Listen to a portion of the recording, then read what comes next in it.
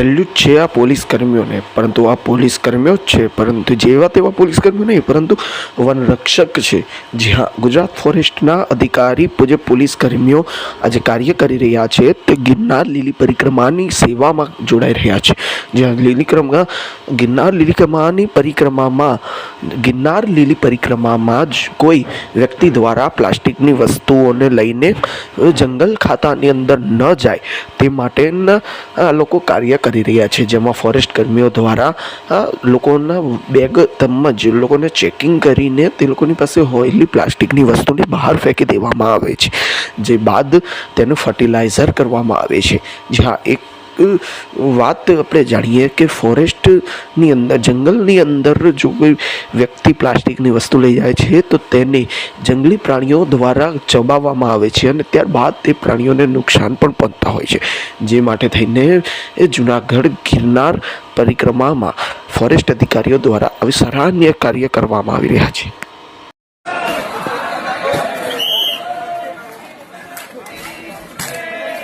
કોઈ બી પ્રકારનું પ્લાસ્ટિક સાથે ના આવવું જોઈએ.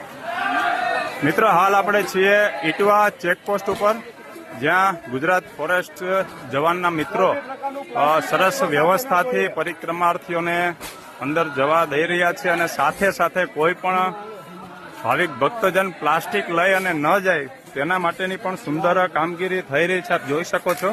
અને જે કોઈ ભૂલમાં પણ પ્લાસ્ટિકનો શીશો પણ સાથે લઈને આવ્યા હોય તો આપ જોઈ શકો કે અહીં કઢાવી નાખવામાં આવે છે, જેથી પ્રકૃતિનું જતન થાય.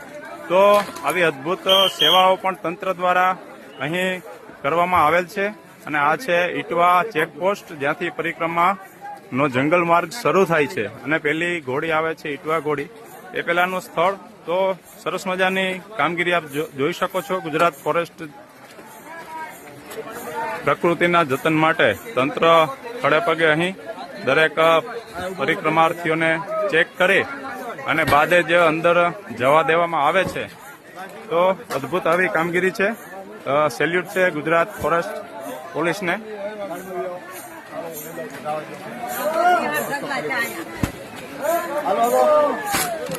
કોઈ બી પ્રકારનું પ્લાસ્ટિક સાથે ના